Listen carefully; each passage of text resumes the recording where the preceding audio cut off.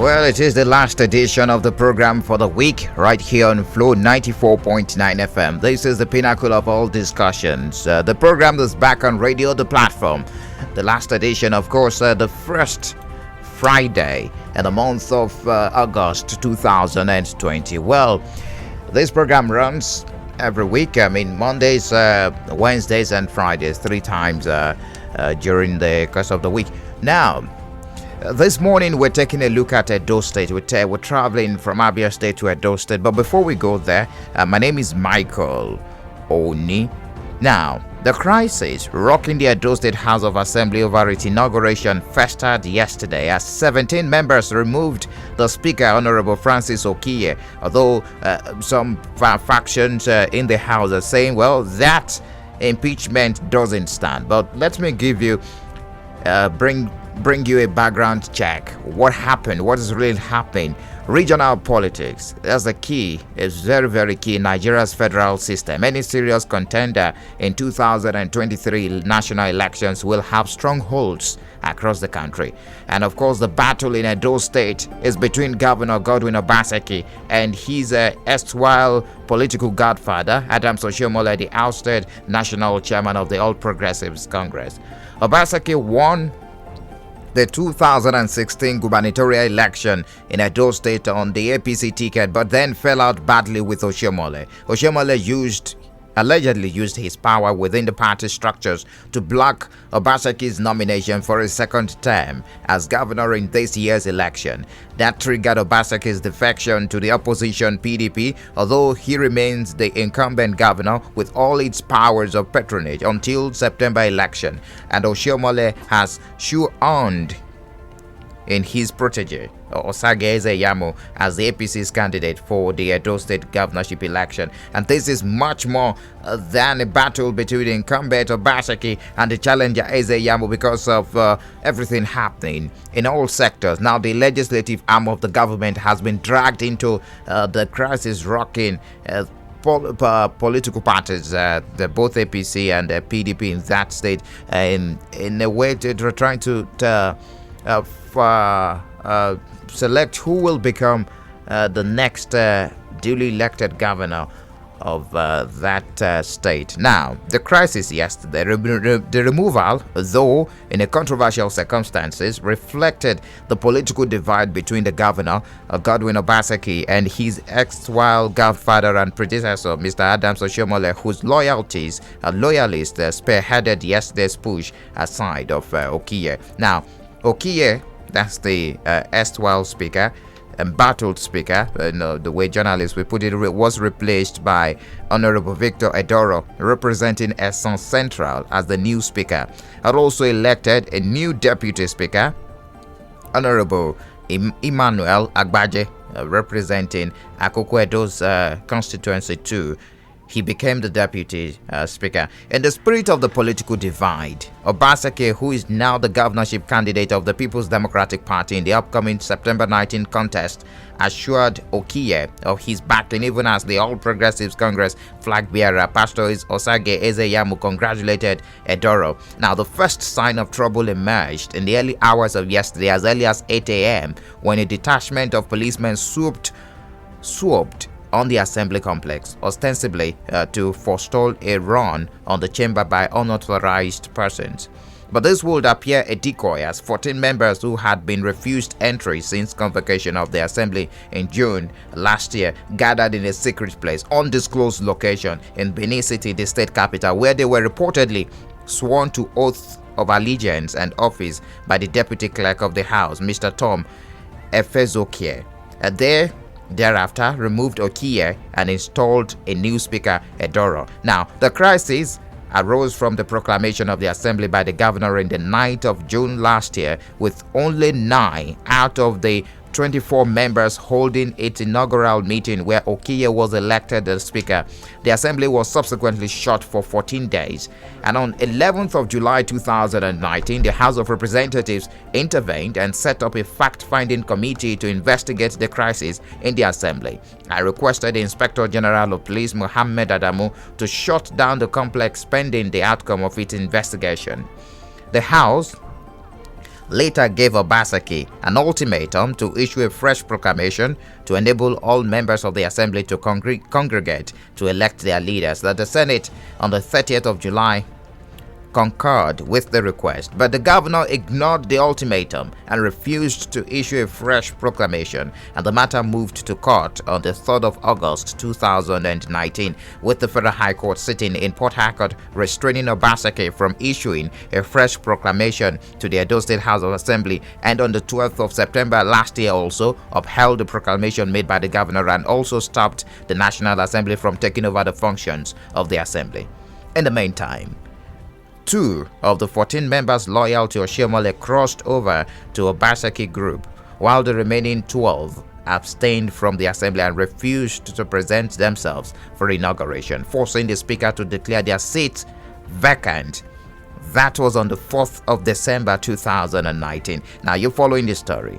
Now on the 7th of this year, January, a federal high court stopped INEC from conducting by-elections in the 12 seats declared vacant. It was gathered yesterday's push by the 17 lawmakers were given teeth by the Attorney General of the Federation. In fact, the new speaker also confirmed that in a more detailed television interview just this morning, that they got the backing of the Attorney General of the Federation and Minister of Justice, Mr. Abubakar Malami, who gave the legal opinion that enabled them to secure the police protection required to proceed on the course of their action. Now, that course of action has been generating a whole lot of controversies, reactions, counter-allegations, allegations, and of course, we have joining us this morning the pioneer publicity secretary of APC in Edo State, all the way from Edo State. He's back on the program, the platform this morning, to give us an insight into what is happening in that state. The development is happening so fast. Comrade Godwin Eraho. Good morning to you, comrade. Good morning, listeners. Yes, my name is Michael, and well, let me start by asking you, what is the situation now this morning in Edo State? There was tension at this time yesterday at the assembly complex, but what is the situation right now? Edo, Benin City in particular, the state capital, is very calm. Okay. Everybody is going about his normal duties. As you speak with me, my private office is located less than 10 poles from the House of Assembly. Okay. And everywhere is calm. All right, interesting. Now, it appears like the center can no longer hold for Governor Godwin Obaseki, looking at what played out yesterday. Well, that exactly is the situation. Okay. Because his own center was laid on very shallow sand. Okay, you call it a shallow sand. What do you make of the fiasco that played out yesterday at the Edo State House of Assembly? What was the fiasco? Since June last year, the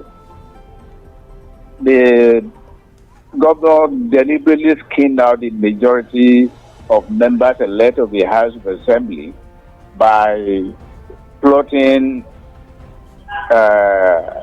nocturnal inauguration, which was done around 9:30 p.m. unusually and unknown to law, even president.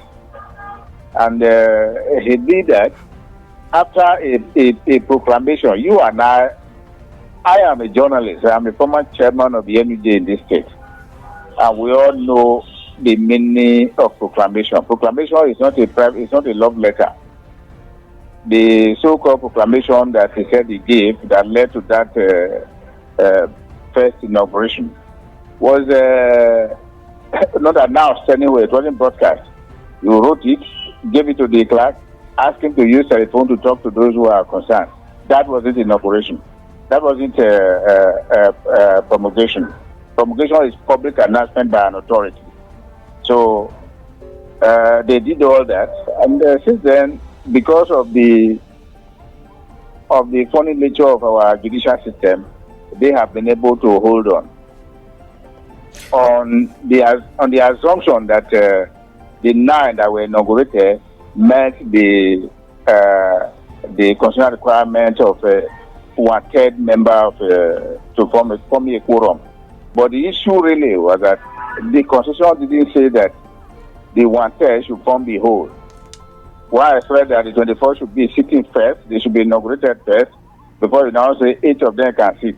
Not 8 of them, or 9 of them constituting the whole, which has been held today. So yesterday, what you call a fiasco that took place yesterday was the normalization of the anomalies that have been in the Edo State House of Assembly. Okay, the way those lawmakers went about swearing in some of those the lawmakers elect now they are lawmakers, do you think they did it the proper way? They got the backing of the police and some security forces to invade, in quote, the House of Assembly, and they sat somewhere undisclosed location.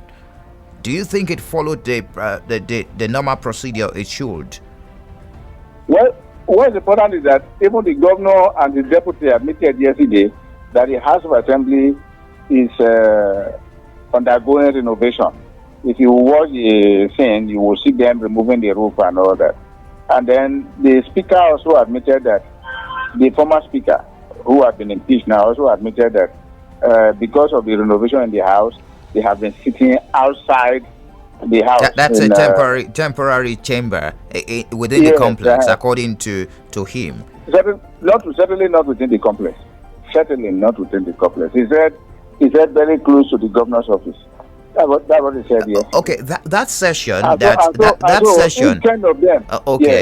session that impeached Honorable Okiye was held outside the parliamentary building. That's where I'm driving the question at now. Do you think it is proper, morally just, that they should, and constitutionally okay, that they should hold that session outside the parliamentary building? There is no law saying that the House of Assembly, whatever decision they are going to take, must be taken inside within the parliamentary building. It is the members of the elected members of the House who have the legitimate right to decide where they call their office. And so once the clerk of the officials from the clerk office of the clerk, and then the authority of the House, which is the mace, are complete, they could have sat in the open depending on the circumstances, and then they could have sat anywhere provided they form majority. And in this case, you are talking about what has been happening. If 10 out of 24 have been sitting outside the house, and it did not cause any confusion, and now you are comrade. Hello, comrade.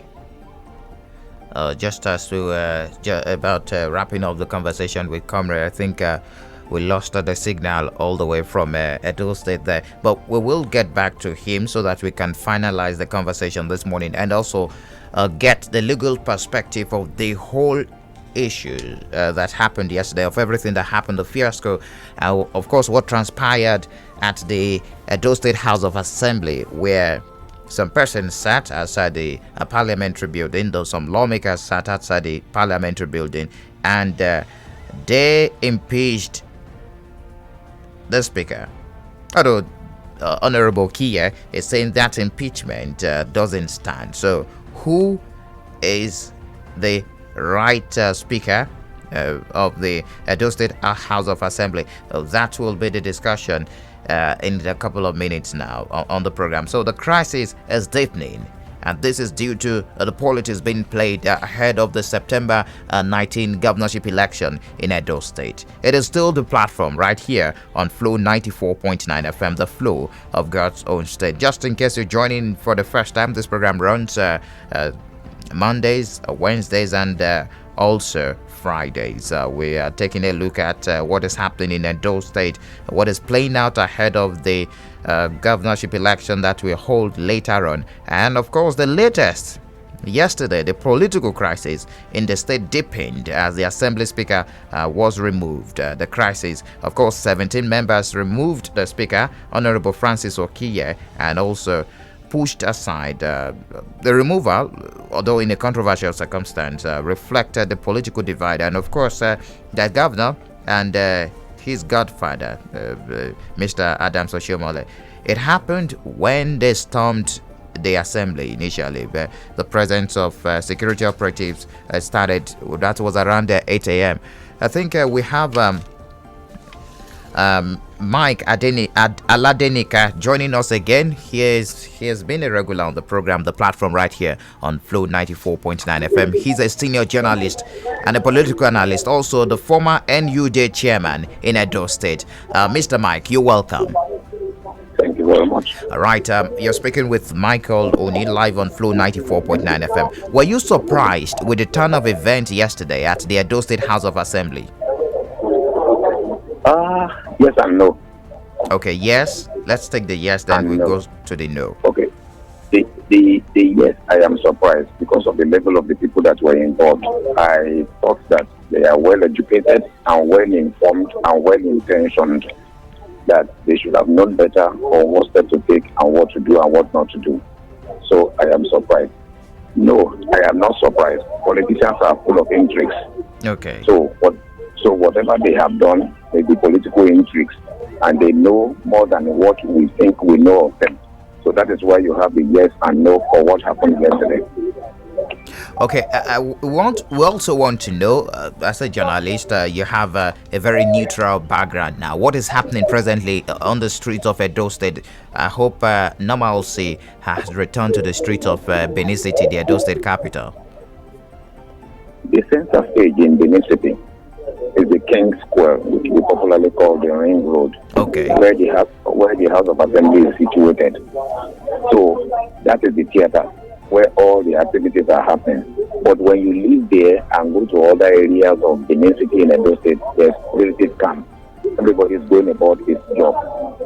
Interesting. Yes. So it is that spot where the House of Assembly is situated, where the stakeholders, the pressure people are struggling to take hold of, that you are having the attention and you are having the events happening there in the theater. That is where the things are happening.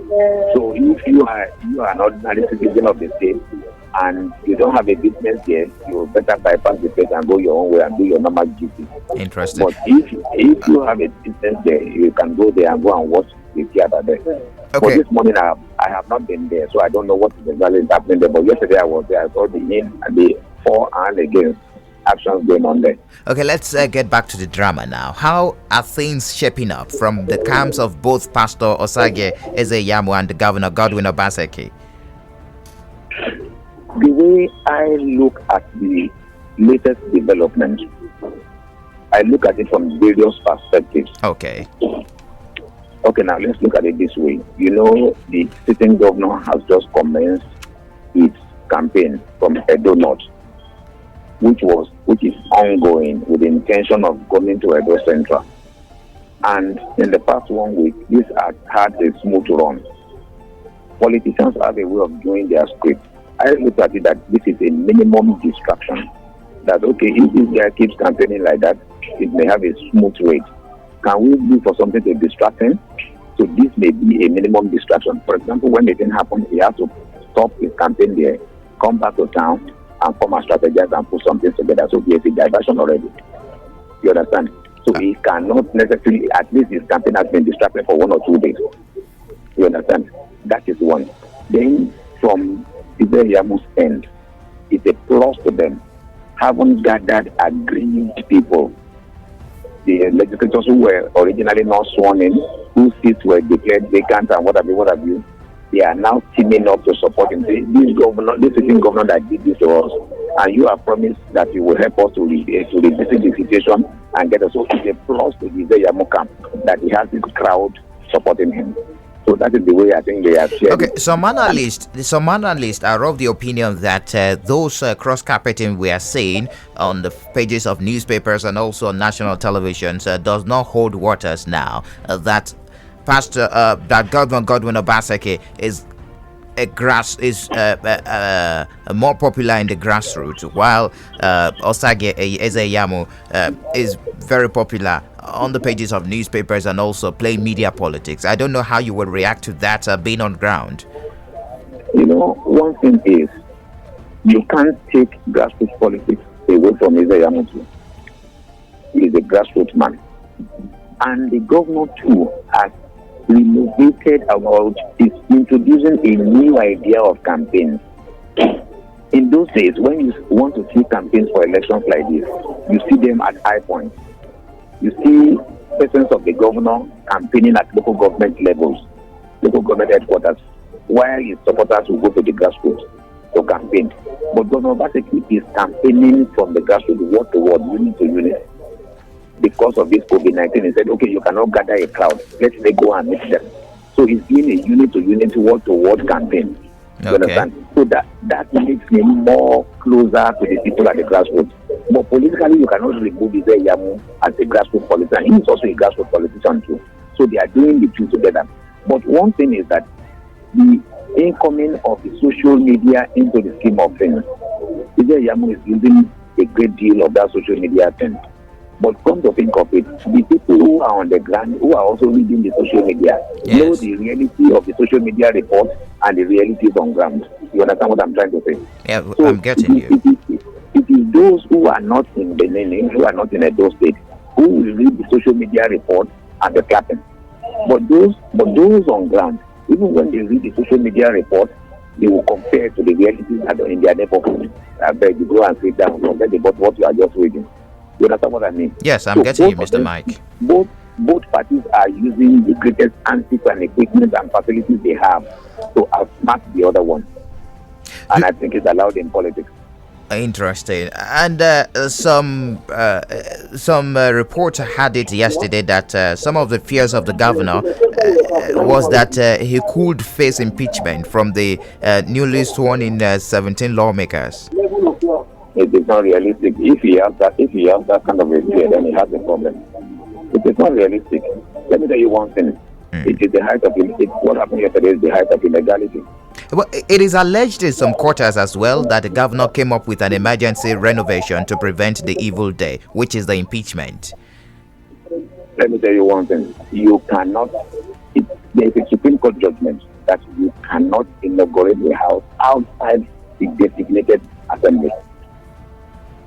Are you getting that analysis? I'm getting your analysis. Yes.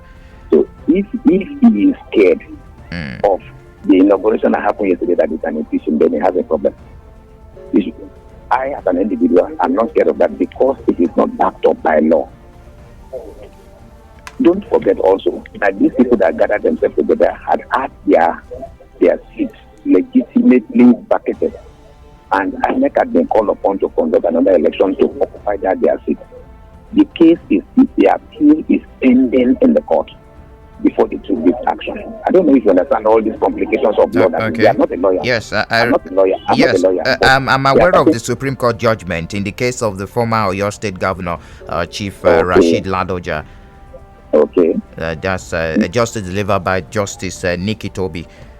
Okay, you understand? It is still potent for the case in hand. So, but politicians have a way of doing their things. Even when they know what their action is wrong, they say, they go ahead and do it. It is a distraction. That's why I call it whatever happened yesterday a mere distraction. All right. I want to really appreciate your time.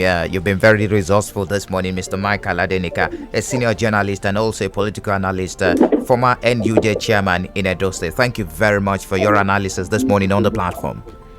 It's been a pleasure. Thank you. Thank you very much. All right. So let me refer you to the Supreme Court judgment cited there by Mr. Mike Aladenika, Governor. It was a case citing Supreme Court judgment in the case of the former Oyo State Governor Rashid Ladoja, which declares unconstitutional legislative sessions held outside the parliamentary building. I'm going to read that out and what section 108 subsection 1 says. But we have a barrister. Okay. Oh, we have another journalist joining us anyways. Obiama Obiamar. I hope I didn't murder your name. He's a journalist. Good morning to you. Good morning, my brother. All right. My name is Michael Oni, and you're live on Flow 94.9 FM. Now, let's go straight to the discussion. From the timeline of events in Edo State, I want to know what you see from your crystal ball in terms of chances of the two gladiators. What happened is pure politics. I am thinking that Ize Inyamu is feeling that he will be defeated in this election. If not, he knows that a court case restraining these House members from being inaugurated. Yet they went ahead to do what they did yesterday. I think it's a little bit of a distraction. Distraction in the sense that he knows that despite all the campaigns they've been doing against Obaseki, the incumbent, the man is gaining the ground, especially the masses. In this climb and now, people are against godfatherism in politics.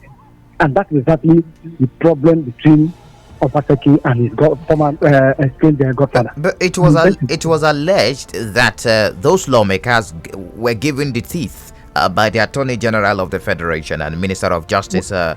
Abubakar Malami. It was also confirmed by the Honorable that was sworn in yesterday as the Speaker on the national television this morning. Okay, well, Mike, Yes. Let me ask you. I like your question. You said alleged. You the word alleged. But it has not yet been confirmed from the Attorney General that he gave them the go-ahead. Even if he does, he's not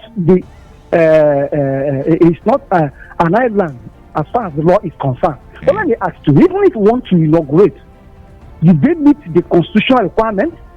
You see, we understand that it was the deputy clerk that swore in the speaker. Where is the clerk? Was this moved from all? The deputy clerk was used. The deputy clerk. Where is the clerk? Where is his boss? Was it removed from office? Did they meet the constitutional requirements? The procedures of removing a speaker? Where is the mace? Okay. Where did they sit? Okay.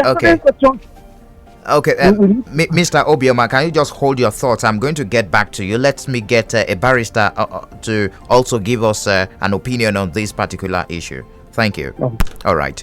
We have Barrister Mike Undu. Let's look at the legal perspective to what is happening in Edo State. Barrister Mike, good morning to you. Good morning, my brother Michael Odin. You're regular on Flow 94.9 FM. Legally, what do you make of what is happening in Edo State? I know you will quote some constitution this morning, some paragraphs from the constitution. So we want to know the legal perspective of what is happening in Edo State. I'm sure you followed the events yesterday. Yes, the truth is that after an election of the members of House of Assembly, it becomes now the prerogative of the governor of that state, who incidentally is supposed to be sworn in before the inauguration of the House. Now, after that inauguration, the governor has also a part to play towards the inauguration of the House of Assembly. Now, in Edo State, you may recall that during the inauguration, some members were not part of the inauguration. And in as much as they were not part of the inauguration, it does appear they were not really members of that House of Assembly. Now, not only that, sometime in the past, I think some of those people who were not attending the sittings of the House, their seats were also declared vacant. And to that extent, they are no longer members of the House, except if court of competent jurisdiction has reversed that particular action of the House of Assembly. That is the only time they will still have that authority, that power to in the eyes of the law, Barrister Mike Undu, in the eyes of the law, what happened at the Edo State House of Assembly, the alleged impeachment of Honorable Okiye, is it proper constitutionally? Was it proper? You see, once a House of Assembly has taken an action, it is presumed to be an action that incidentally will stand until it is set aside by a court of competent jurisdiction. So for now, if there is anything that is not in line with the provisions of the law in respect of that impeachment, only a court of competent jurisdiction will declare it null and void. But for now, that particular action stands. I'm sure you're aware of a a Supreme Court judgment in the case of Chief Rashid Ladoja that declared as unconstitutional legislative sessions held outside the parliamentary building.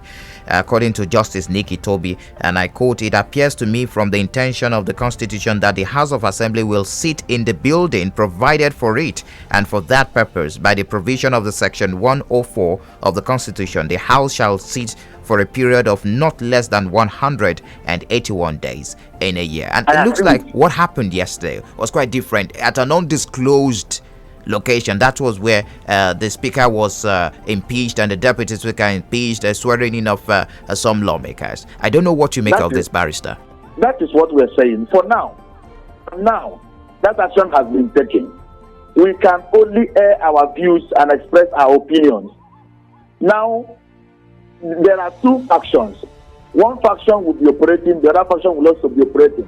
If they say the speaker has been impeached and his deputy, they start impeached until they revise that action or that action is declared null and void for now.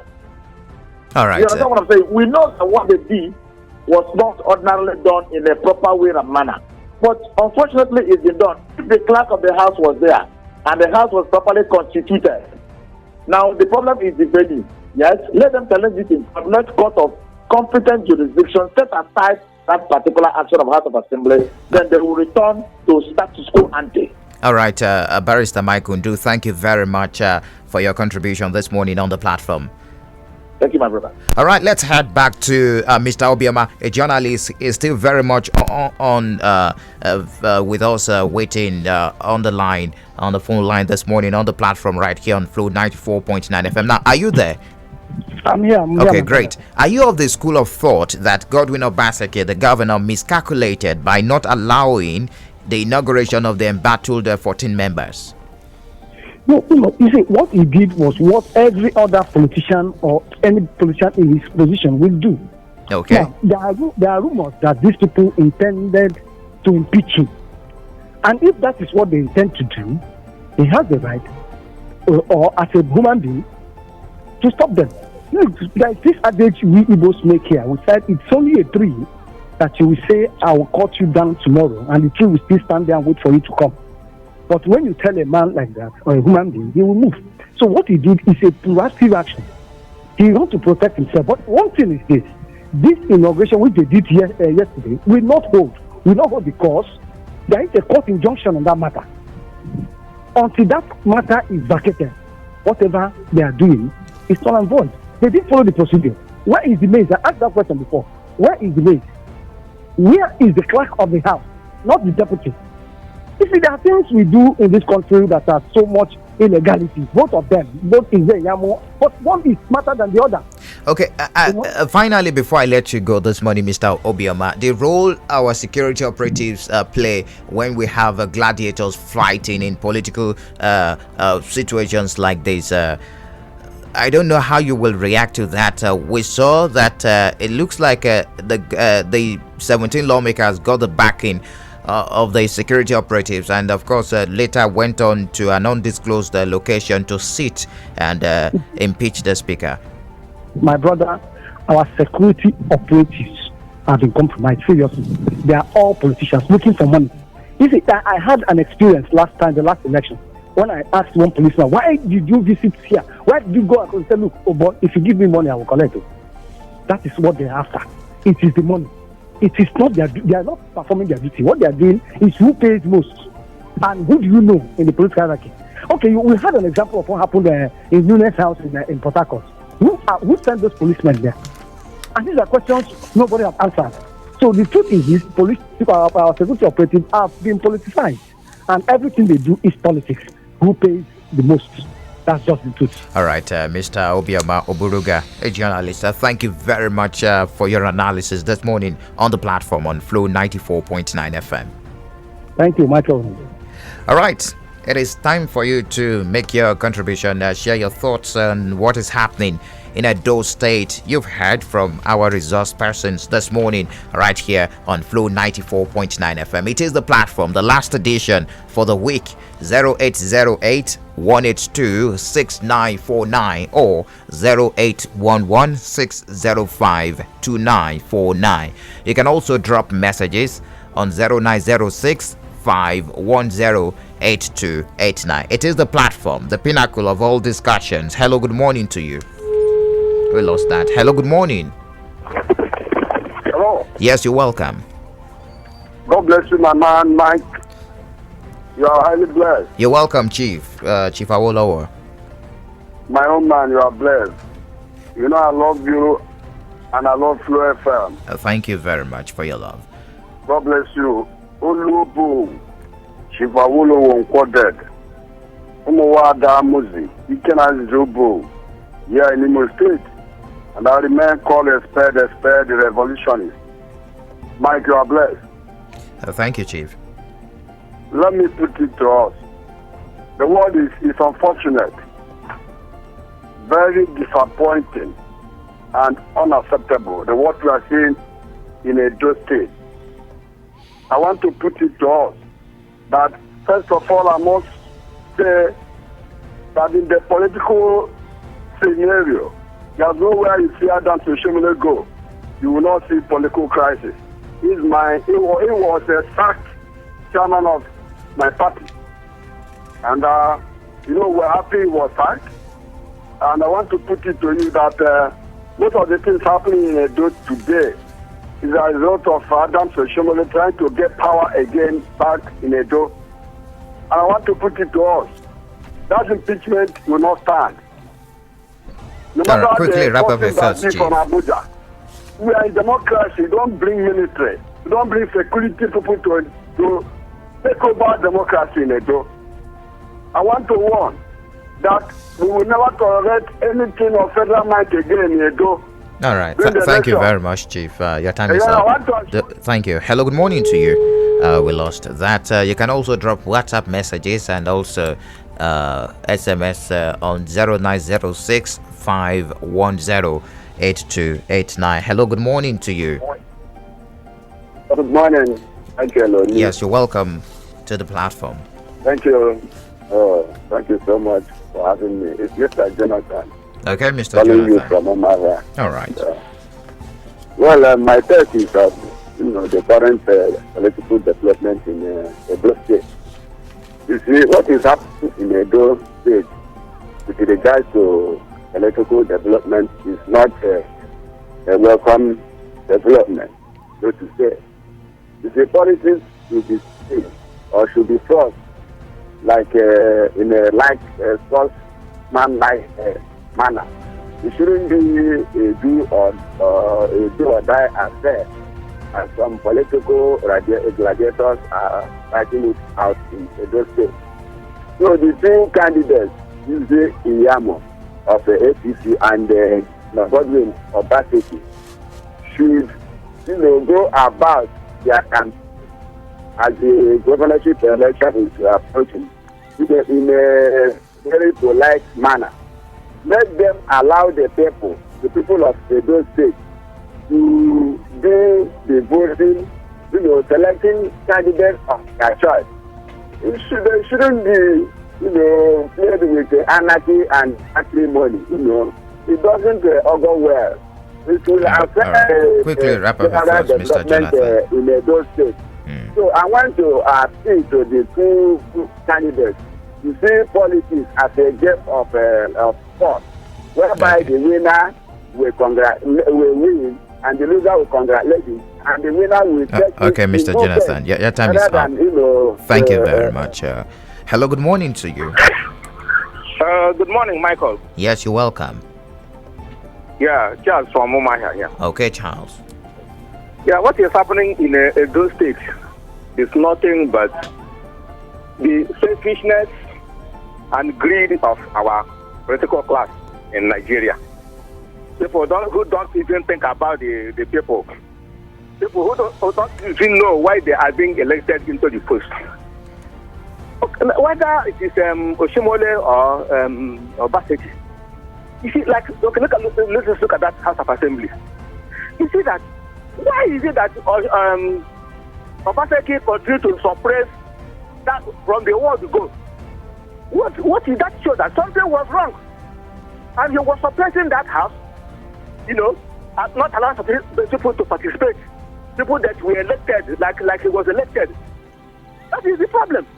Even though Oshimole himself might not be helping matters, but the genesis of the whole thing, or who compounded the whole thing, is overtaking himself by not allowing. And we said we have, 3 tiers of government: the executive, the judiciary, and the legislature. Why not allow the legislature to function? If they do anything wrong, the courts are there to interpret whether what they have done is right or wrong. But you see, all these people will be interpreting the whole thing based on their own personal interest. And all right. Quickly wrap up your thoughts. So it is the greed of our politicians that is playing out. Whether it is the same thing in Abia, Imo, and everywhere in Nigeria. That's the thing. All right. Thank you. Hello, good morning to you. We lost that. I think we have some messages here. Let me see what we've got here. Not yet. Okay. Hello, good morning. Welcome to the platform. Good morning to you. Hello, good morning to you. You're live on radio. Good morning. Yes, good morning. My name is Leo. I'm calling from Omaha here. You're welcome. My take this one is that I don't think that the lawmakers that passed that impeachment. Oh, we lost that. Okay. If you can pull through, call back. Hello, good morning. Hello? Yes, you're welcome to the platform. Yeah, this is Radio Senator calling from Government College. All right, Radio Senator. Yeah, thank you very much, Michael. Let me quickly say that I think it's a power puzzle in Edo State, and both the governor and the Israel are trying to win the minds of the people, or win the minds of the politicians who will belong to them. But the truth still remains. The Constitution is clear about that matter, that the majority in the House have the right to remove the Speaker, while the minority cannot remove the Speaker. Only the majority can do that. And whether it is sound or no sound that the deputy clerk will do that, deputy clerk has the right to do that if the clerk himself is not there. And you can see what happened in the House of Assembly, where Obateke organized saying that he's repairing the House of Assembly, bringing in sound, blocking the road, and these people decided to find another way. I think they should play politics the way it should, so that the people will move forward. Thank you.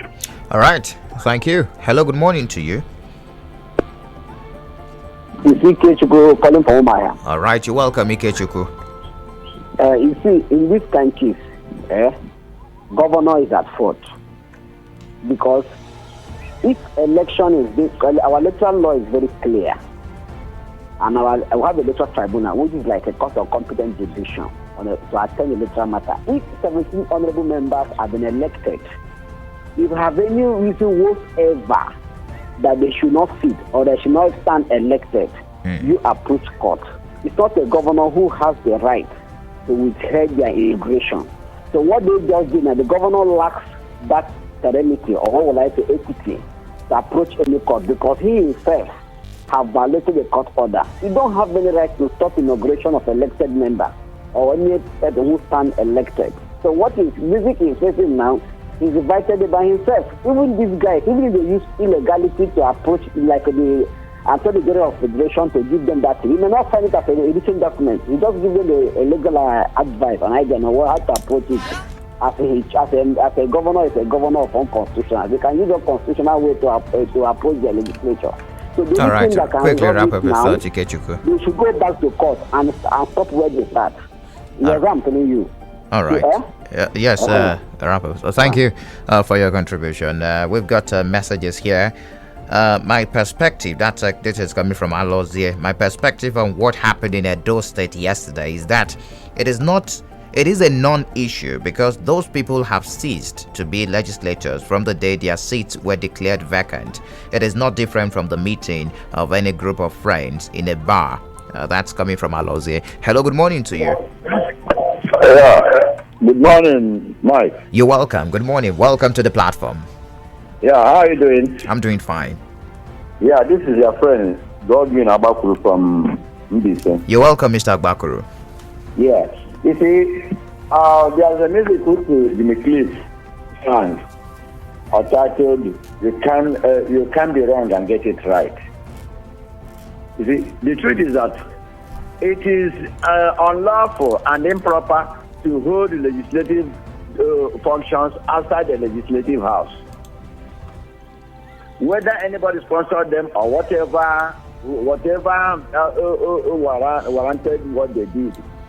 Every business of the house must be done in the legislative house. So I know that most people who talk, they talk with some, measure of sentiment. Sentiment should be out of this. As long as that thing they did yesterday was done outside the legislative building, it remains illegal.